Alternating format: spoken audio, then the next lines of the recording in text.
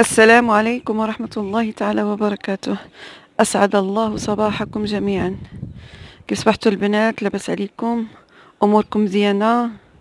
كيف نيا الأحوال؟ كلشي مزيان؟ اللهم لك الحمد.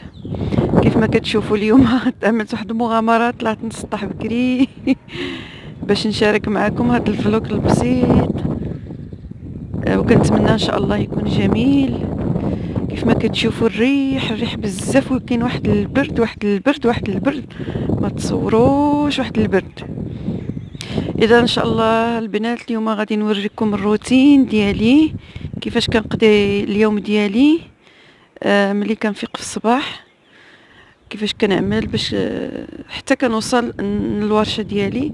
اذا ما نطولش عليكم لان البرد كاين بزاف، غادي نشوفوا كيف كنقضي اليوم ديالي ان شاء الله في الورشه. اذا يلا تمشيو معايا وتشوفوني اش كنعمل. هانتوما البنات، كيف ما كتشوفوا لقيتوني ان شاء الله كنوجد الفطور. طبعا ضروري من قهوه الصباح. اذا بعد ما نفطروا ان شاء الله ونساليو غادي نمشيو، تمشيو معايا، نديكم معايا تشوفوا كيفاش كنعمل استعدادات اليوم الجديد ديالي في الورشه. باقي ما بديت، وانما كنوجد. كاين استعدادات كثيره ديال التركين والتوجاد و اشياء كثيره. المهم انا غادي نديكم معايا ان شاء الله، غادي تشوفوني كيفاش بديت اليوم ديالي.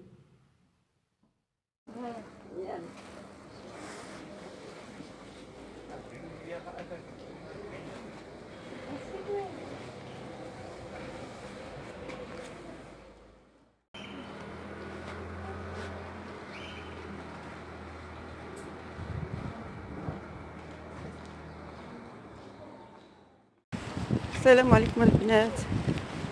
كيف ما كتشوفوا بعد ما فطرت لقيتوني مشيت لواحد المحل، بغيت نتقدى منه شي سنيدقات هكذا ديال الميكا، نحط فيهم مسائل ديالي ديال الصوف والاغراض ديالي.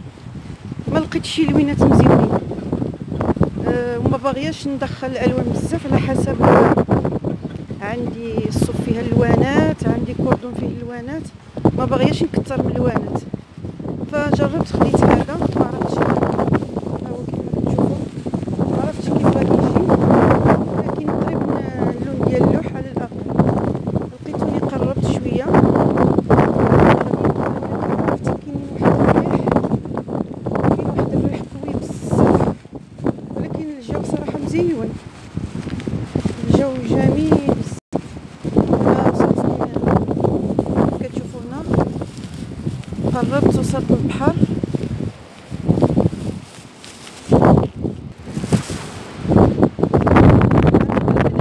الجو شويه كاين الريح قوي، ولكن بغيت نشارككم اللحظه كيفاش هي الحدث ديالها. مابغيتش نزول الصوت ديال البحر، الصوت ديال الريح.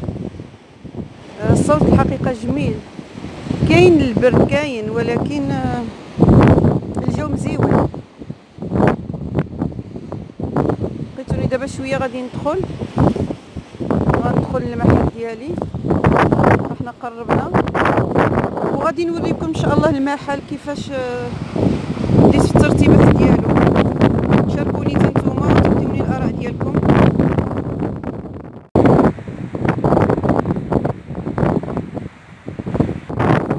يلا معايا ندخلوا نشوفوا المحل من الداخل كيفاش ولا. هانتوما البنات، حنا وصلنا للمحل ديالي كيف كتشوفوا. يلا بديت كنقد داكشي شويه بشويه.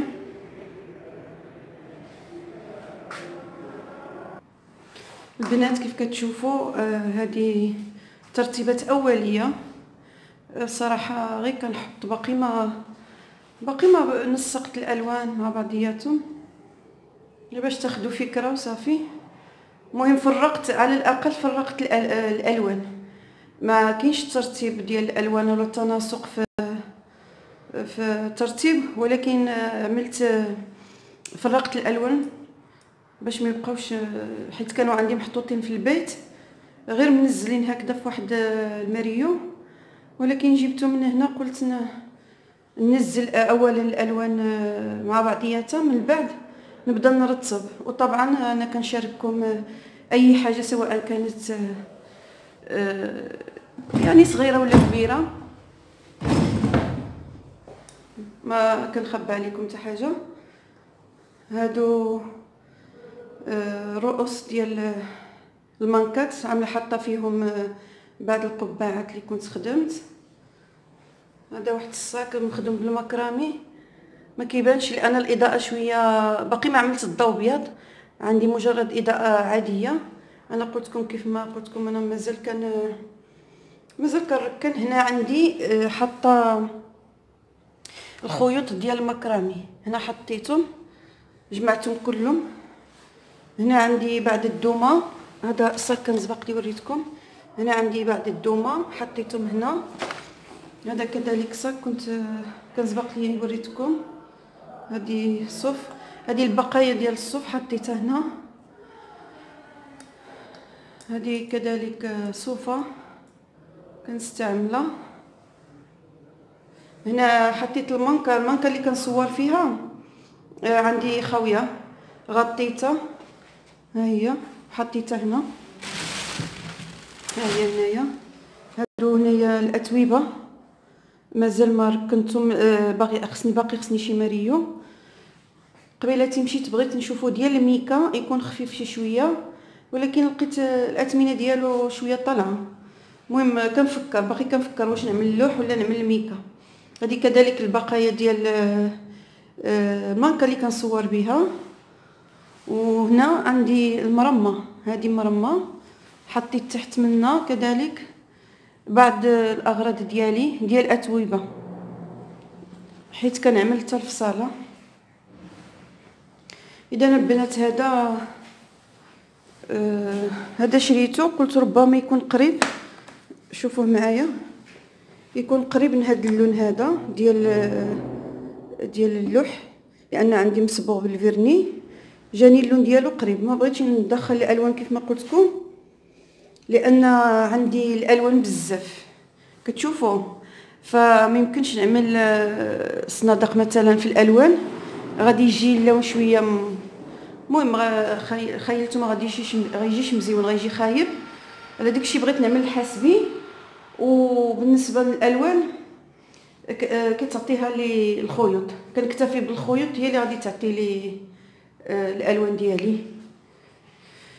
اذا هذه المانكا النصف ديالها عندي غير محطوطه. اذا البنات هذا اللي شريت، وهذا شريته نوريه لكم، ما بغاش يتحل.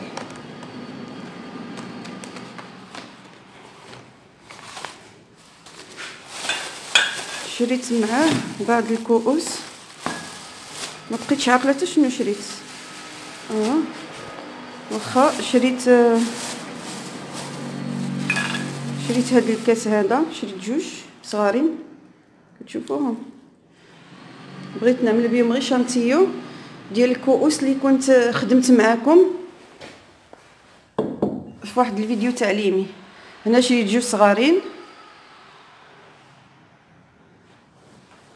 وشريت واحد كبير باش نجرب فيه التغليف. يمكن نعملو بالخيط ديال الكردون، يمكن نعملو بالصوف على حسب. شريت واحد كبير وجوج صغارين، هما في المنظر ملي كيتصاوب بهم كيجيو رائعين، كيجيو جميلين بزاف. اذا صافي البنات، هادو تقريبا معليش. واخا نوري لكم شنو شريت اخر.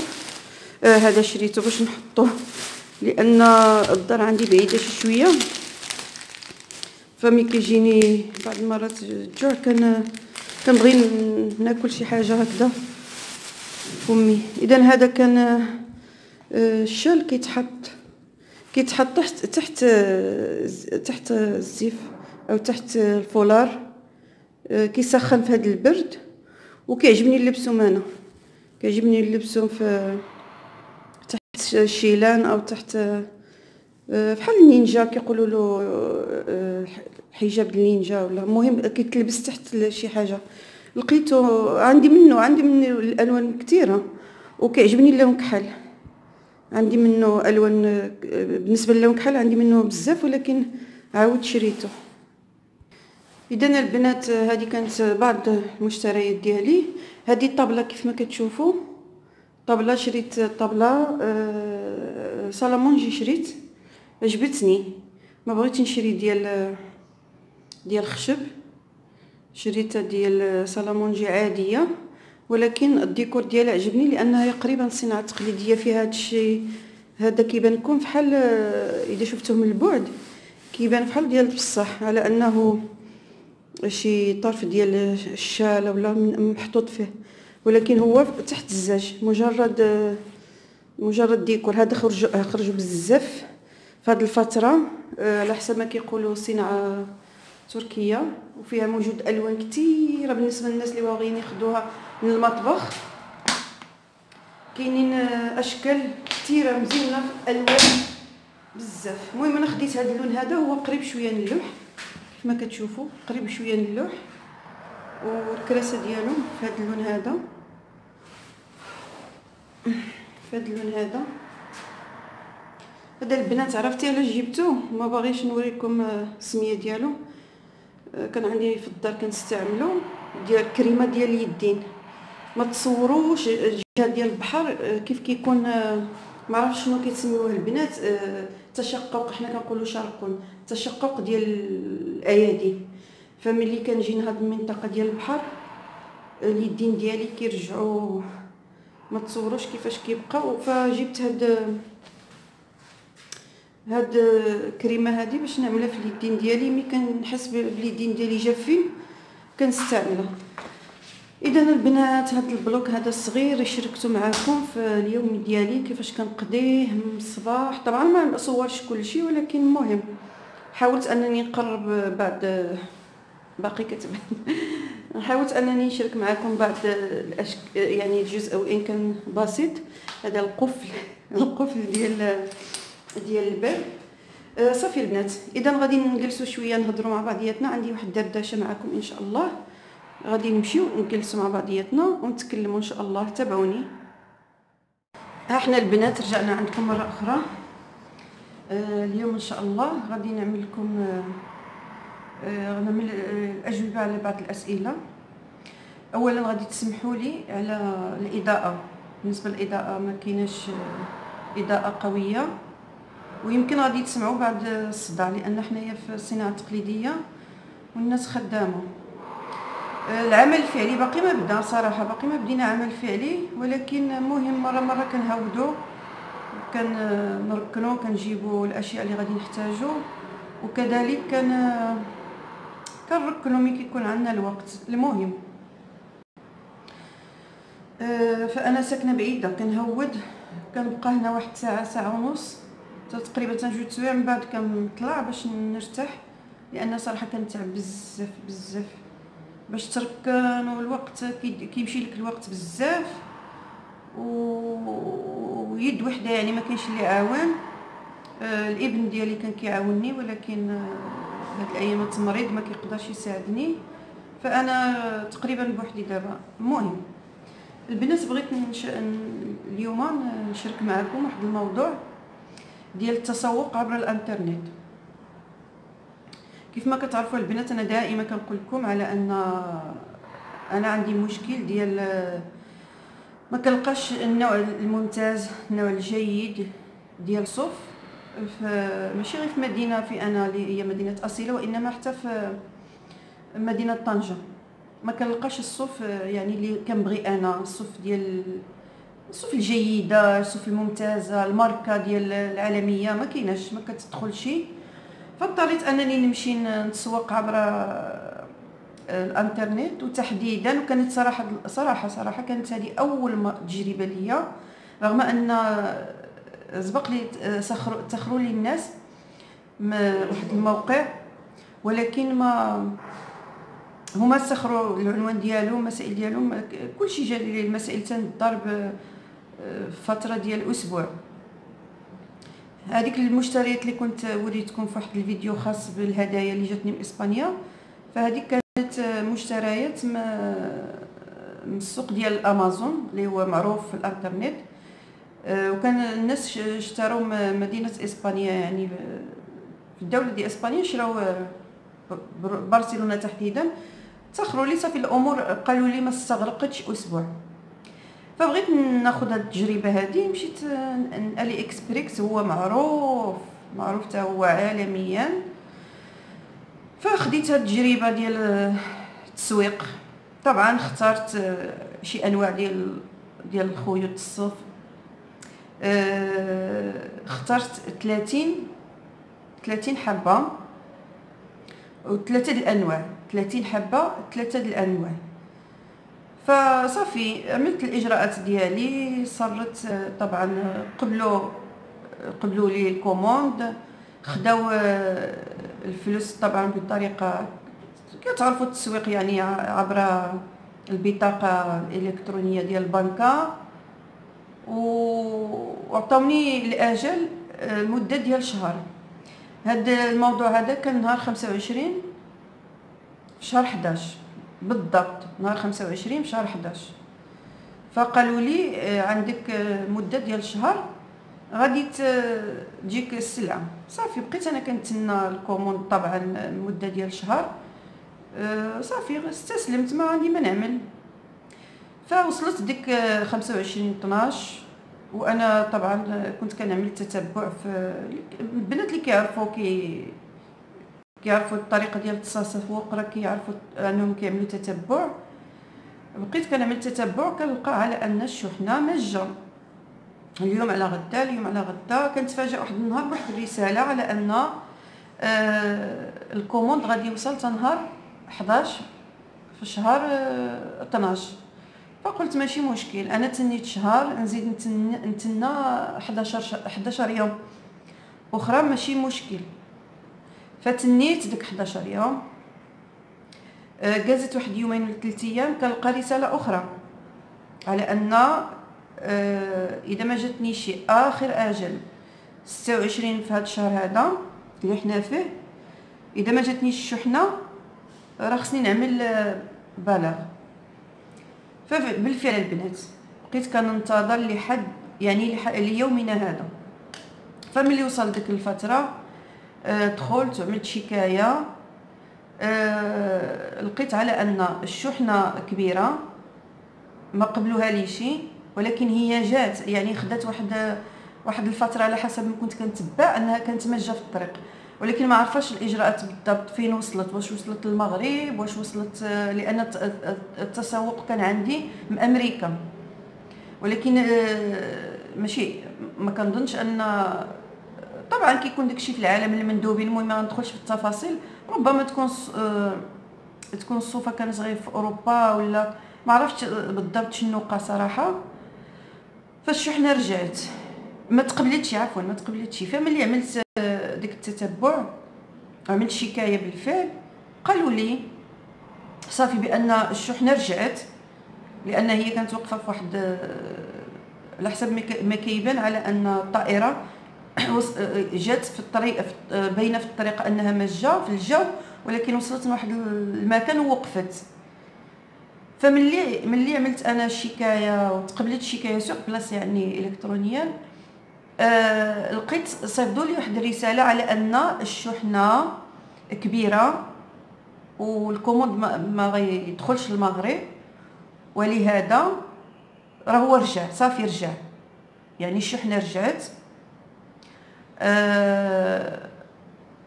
شنو المفروض انهم هما كاتبين لك في بعض البنود على ان اذا جاتك السلعه ثاني يدك وما عجبتكش ممكن تردها. فما بالك بان الشحنه ما جاتش، نورمالمون خصهم يردوا لك الفلوس. فتفاجأت على ان ما نقول لكمش ربع المبلغ طبعا ماشي نصف، ماشي ربع، ماشي، المهم انا جاتني في الخلاص 1000 درهم ناقصه 45 درهم. 45 درهم، يعني تقريبا 1000 درهم ديال المشتريات. ف ملي والله الا الامر كيضحك. انا البنات كنعطيكم هاد يعني كنعاود لكم القصه ديالي باش ما تطيحوش في نفس الفخ اللي تحت انا، لان صراحه ملي كنت كنتسوق نصحوني بعض الناس من العائله، قالوا لي ما تعملش شحنه كبيره، وفي نفس الوقت باش يكون حتى الثمن بسيط ما تطيحش في، يعني سبحان الله تقدر تجي تقدر ما تجيش. هما كانوا عارفين هذه المساله. انا داك الحماس ديالي كان كبير عليا، الحماس ملي شفت ديك الالوان وشفت ديك الجوده ديال الصوف، وهما ما كيعملوا واحد الاثاره في التصوير، واحد التشويق. وكان هذا الكوموند الاخر اللي جاني من ديال الاسبانيه كان باقي ما وصل لي، فكنت باغيه نخدم شي حاجه جديده. قلت غادي نعملها بحال حظ، ضربه حظ. وبالفعل سقطت في الفخ. لقيتهم كاتبين لي في يعني المبلغ اللي غادي يردوا لي 45 درهم. سمعتوني البنات، انا تسخرت ب1000 درهم ناقصه 45 درهم. فلقيتهم غادي يردوا لي المبلغ اللي غادي يرجع لي 45 درهم وشي فرنقات، 45 درهم فاصله شي فرنقات. صافي ما جبرت ما نعمل، ما جبرت ما نقول، ما صافي تصدمت صراحه. يمكن البعض يقول لي مبلغ بسيط، وكاين اللي غادي يجي مبلغ كبير.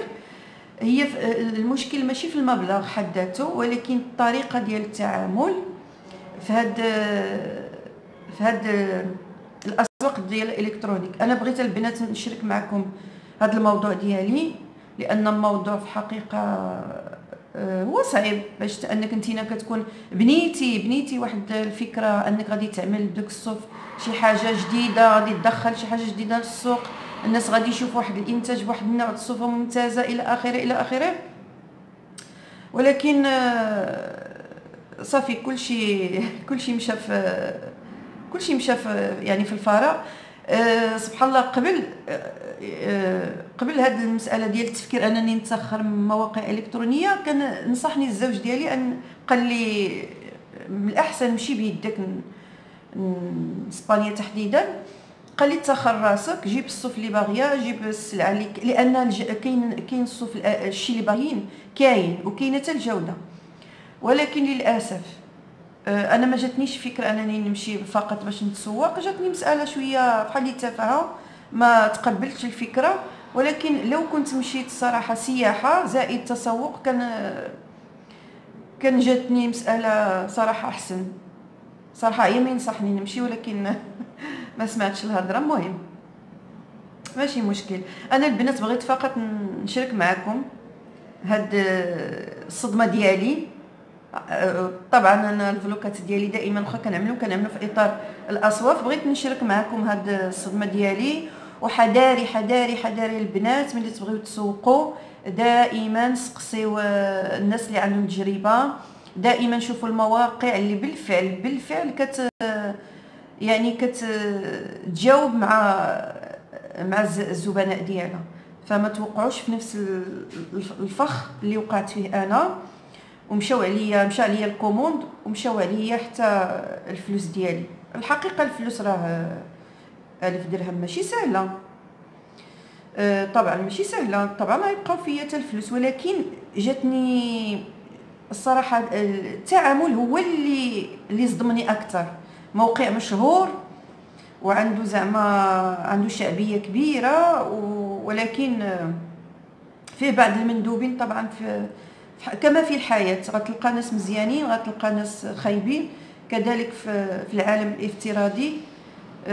للاسف انتقلنا من الحياه الطبيعيه اللي كنعيشوها بديك السلبيه ديالنا. سمحوا لي على الصداع، قلت سمحوا لي على الصداع. ديك السلبيه ديالنا انتقلنا بها للعالم الافتراضي للاسف. فالبنات حديو راسكم من المواقع او من التسوق. الالكترونيه، الاسواق الالكترونيه، حديو راسكم خاصه الي اكسبريكس. انا كنقول السميه ديالو تحديدا، كنقول السميه ديالو تحديدا. اذا واخا البنات ندخلوا في موضوع اخر. كيدخلوا عليا بعض البنات، الله يجزيهم بخير طبعا، كنرحب بالجميع. دخلوا عليا بعض البنات قالوا لي علاش كتعمل الموسيقى في هذا، في التصوير. بعد السؤال ما فهمتوش واش كتقصدوا الموسيقى ديال ديك الماكينه اللي كتكون خدامه في البدايه ديال الفيديو وانا كنتكلم، ولا عموما الموسيقى عموما، يعني في التصوير ملي كنصور بعض اللقطات كننزل الموسيقى.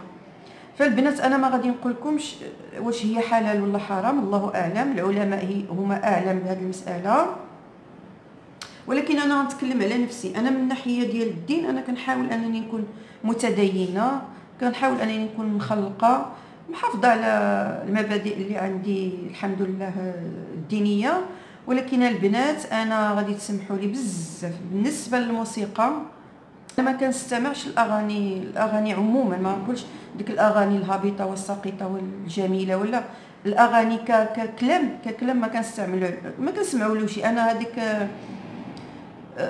رغبه مني، انا ما فرض عليا حد. ولكن الموسيقى الصامته انا ما نقدرش صراحه، ما نقدرش نتخلى عليها، وان كنت ما كنعملش طبعا موسيقى بشكل كبير الا ببعض اللقطات. فالبنات سمحوا لي انا، الى ان شوف بعض التصوير ما يمكنش تخلي الضجيج ديال الشارع، اصوات ديال مثلا ديال السيارات، بعض المرات الناس كيكونوا ماشيين في الزنقه كيتكلموا، كيكون شي اصوات ولا شي عبارات خارج عن النطاق. ما يمكنش انت تكون ماشيه في الزنقه او ماشيه في الشارع وغتصور الاصوات اللي غتزعج الاذن ديال الناس. فكنفضل انني نعمل موسيقى. فانا البنات انا كنرحب بالجميع، وكنشكر البنات اللي كيدخلوا عندي للقناه وكيدعموني وكيشتركوا معايا يعني الفيديوز وكيشجعوني.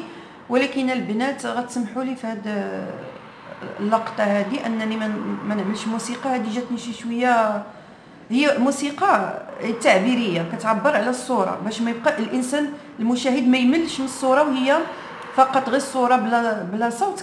كيوقع الملل، لان الافلام ديال شارلي شابلان مر عليها الزمن، فما يمكنش حنا عندنا صوت وصوره والالوان، ضروري هاد ثلاثه الاشياء كتثير المشاهد. فبالنسبه للموسيقى البنات سمحوا لي، اذا كنتوا كتقصدوا يعني في الدخله ديال الكلام ديالي كنوضع موسيقى ديال ديك الاله ديال الخياطه اللي هي على شكل لعبه، يمكن هذيك ما نبقاش نعملها، ممكن كتزعجكم مع الصوت ديالي او كتغطي على الصوت ديالي، هذيك ممكن نوقفها. ولكن الموسيقى التصويريه في شي لقطات وانا ما كنتكلمش فيها فضروري، لان البنات الناس ديك العلماء اللي كانوا كيجيو يقولوا لنا الحرام والحلال في هذه الفتره هذه دوخونا، ما بقيناش كنعرفوا الحلال من الحرام الا كما يقول الرسول عليه الصلاه والسلام استفتي قلبك. بدينا كنستفتيو القلوب ديالنا، فبدينا كنشوفوا كنميزوا غير بالعقل ديالنا وبالقلب ديالنا، كنشوفوا الميول ديالنا في كيمشي. الحلال بين والحرام بين وبينهم امور متشابهه. هذيك اللي كتزعجنا شي شويه.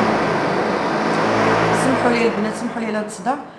ولكن ديك العلماء قلت اللي كانوا كيجيو كينصحونا وكيوريونا صبحت ديك الدوله ديالهم ما غنقولش السميه ديال الدوله لانها معروفه، صبحت كتعمل المنكرات وكتعمل علانيه. انا كنتكلم على العلانيه اللي كنشوفوا ما كنهضرش على الشعب، كنهضر على الدوله. بدينا كنشوفوا في علانيه الموسيقى والرقص المهم هما كانوا في شحال هذه فيما مضى كانوا كيقولوا لنا على ان الموسيقى حرام، فبداو كيجيبوا حتى الاجانب كيرقصوا له مع الشعب ديالو. المهم هذه كانت بين قوسين. انا ما غادي نحللش الموسيقى وما غنحرمهاش، ولكن انا بالنسبه لي انا من الطفوله ديالي كنحماق على الموسيقى، كنحماق على الموسيقى البنات. كتعجبني الموسيقى. انا في واحد الفتره من الفترات كنت بغيت تسجلت ماشي بغيت في المعهد الموسيقي، ولكن الام ديالي الله يجازيها بخير هي نقدتني وكنشكرها الله يجازيها بخير، لان ما خلاتنيش نمشي في هذا الميدان. كان عندي حب ديال المسرح والحب ديال الغناء، سبحان الله العظيم هي فطره، ولكن الحمد لله حاولت انني نحولها في الانشاد وفي التجويد ديال القران. انا عندي شهاده في علوم التجويد ولله الحمد، وكنت كنمارس التجويد وكنت كنعطي تدرس. المشكل اللي وقع لي انا الصوت ديالي رقيق، صوتي رقيق، وعانيت من واحد الفتره من الاحبال الصوتيه. فقدت الكلام مده ديال شي 3 شهور، مشى لي الكلام، كنت كنهضر غير بالورقه وستيلو مع الزوج ديالي والاولاد ديالي. فملي مشيت للطبيب نصحني بانني نبتعد على الانشاد ونبتعد على التجويد، قال لي قرا عادي، ويعني واخا نقري الناس ولكن باش نطبق ديك القواعد ديال الحلق الى اخره فنقدر نتصب، يعني نفقد الكلام بشكل نهائي. فاضطريت انني طبعا نحافظ على راسي، وقفت التجويد لان كنت كنمشي لاماكن وكيطلبوني كيقولوا لي انفال صوتك جميل، فكانوا كيعجبهم الصوت ديالي. فكنت الحمد لله انا لقيت الطاقه ديال مثلا انني كنحب الموسيقى ولا كنحب انني نغني. لقيت نفسي في الانشاد وفي قراءه القران ولله الحمد. وطبعا ما كاينش بحال قراءه القران اكيد، ولكن من دابا مؤخرا وقفت كل شيء. والبنات يضحكوا عليا اذا قلت لكم ان انت الكلام الكثير ملي كنتكلم بزاف. على سبيل المثال فيما كنعمل معكم شي فيديو، مجرد ما كنسالي او لا غدا كنصبح بدون صوت، لان بقى عندي مشكل في الاحبال الصوتيه. انا ما خصنيش نتكلم بزاف، ما خصوش الهواء يدخل الحلق ديالي. دابا تزاد مشكل اخر هو ديال البحر، فيه كيأثر عليا بزاف بزاف بزاف، ولكن ولله الحمد. المهم هذه كانت اجابه ثانيه على او كان كلام ثاني على الاخت اللي قال بعض الناس ماشي وحده قالت لي ما تعملش موسيقى في الفيديوز ديالك. كنتمنى ان شاء الله ما ننساش الاسئله. السؤال الاخر كانت واحد الاخت من مدينه، عفوا ماشي مدينه، الدوله ديال تونس. الاخت ربما عائشه، والله ما بقيت عاقله على السميه ديالها. قالت لي عجبها داك الفيديو اللي عملت على قاعده ديال الكوب تقريبا بحال هذا يعني شكل اخر. طلبت مني النوع ديال الخيوط والقياس ديال الكروتشي. انا كنت صورت واحد الفيديو جاوبته، ولكن داك الفيديو تحذف لي، ما عرفتش المشكل، ودابا كنعاود نجاوبها. بالنسبه للخيط هو اللي كيحدد لك، بالنسبه للخيط هو اللي البنات سمحوا لي لان كاينين الناس هنا كاين نجار ضروري مصدع. المهم قلت لكم البنات ملي كانش الصوفه كيكون عندها لومباراج ديالها، هي كتعطيك النوع ديال اللي كتحدد لك الابره ديال الكروتشي. فانا ما يمكنش نقول لك الابره ديال الكروتشي اللي غتخدم بها، فغادي تشري الصوفه. من الاحسن ما تشريهاش بالكيلو، لان الكيلو ما كيكونش عندها لومباراج ديالها. من الاحسن نشريها بالكبه في كيكونوا فيها تعليمات، وغادي تمشي على ديك التعليمات. اما غادي تكون ابره رقيقه غادي تخدم بها رقيقه، غادي تكون الابره الرقم ديالها كبير غادي تخدم بها كذلك. فاذا كان هذا الجواب على الاخت ديال من تونس. وكان عندي سؤال اخر البنات غير سمحوا لي لان سجلته وخليته كانوا اسئله اخرى بقيت عاقله غير على هاد جوج الاسئله، وخاصه السؤال ديال الموسيقى كان عندي كيدور في الدماغ كل نهار، كنقول باش غنجاوب. فالحمد لله انا حاولت نجاوبكم. وبنات اللي ما كنجاوبهمش سمحوا لي. انا كنحاول صراحه، لان انا قلت لكم كنت عملت فيديو ديال الغلاف ديال الكاس، كنت عملت حامل الكاس وعملت الغلاف ديال الكاس، ولكن ملي مشيت نحط الفيديو في اليوتيوب لقيته تحذف. ما عرفتش المشكل، واش من الكاميرا واش مني انا، ما عرفتش الصراحه. صافي ما زيدش صورت، ولكن كنوعدكم ان شاء الله غادي نكملكم على الجزء الثاني باذن الله ان شاء الله. يا ربي تابعوني فقط. اذا واقيلا غادي نكتفيو بهذا القدر. لقيتوني كنخدم هذا فستان مثل عنق دائري بحال الباطو. صاحبه الفستان كنت بهذا الشكل هذا صاحبه الفستان الازرق. عجبها الفستان، لبساتو قيساتو، عجبها بزاف بزاف بزاف. فقالت لي انفال قبل ما نمشي في حالي من بلجيكا ضروري ضروري ضروري غادي تخدم لي فستان اخر، لان لقات الكاليتي ديال الصوف مزيونه وبغات تاخذ اكثر من واحد. وفي الحقيقه طلبت مني بزاف، ولكن انا الوقت ما مساعدنيش لا انا ولا هي. فلقيتوني كنشتغلوا، كنحاول ان شاء الله نوجدوا لها نهار 7 في الشهر باذن الله اذا قدرت، لان الصوف ما كتوفرش هنا في هذه المدينه، فكنضطر انني نمشي حتى مدينه طنجه نشريها. ان شاء الله كنتمنى يكون الخير. فاذا البنات غادي نكتفيو بهذا القدر هذا، وغادي نقول لكم الله يجزيكم بخير. وكنشكر جميع البنات اللي كيشجعوني واللي كيعملوا لي تعليقات جميله. وكذلك البنات ما تنساوش اذا كنتوا اول مره كتشوفوا الفلوق ديال انفال، ما تنساوش تعملوا لي الاشتراك وتعملوا تفعيل الجرس، وما تنساوش الجيم وتدعموني البنات. الله يجازيكم بخير. اذا ان شاء الله كنكتفي بهذا القدر.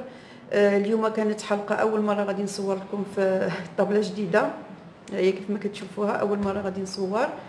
فكنتمنى ان شاء الله الاضاءه تكون يعني كاينه، وفي نفس الوقت ما يكونش الصداع ديال بزاف، لان الناس خدامين هنا.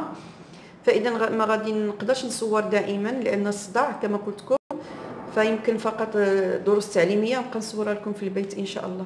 اذا كنقول لكم السلام عليكم والى اللقاء في فيديو قادم باذن الله في يوميات كروتشي مع انفال. الى اللقاء والسلام عليكم ورحمه الله تعالى وبركاته. انا البنات لقيتوني غاده في حالي. الجو ديال الشتاء. المهم بغيت نشارك معكم حتى هذا الجو هذا. كيف ما قلت لكم في الصباح هذا الجو راه كاين الريح وكاين الامطار، بحال كيف ما كتشوفوا هايج بزاف، ولكن الجو جميل ورائع، جو رومانسي رائع. جاكم شوفوا ديك النخله اذا كتبان لكم، كاين الريح بزاف.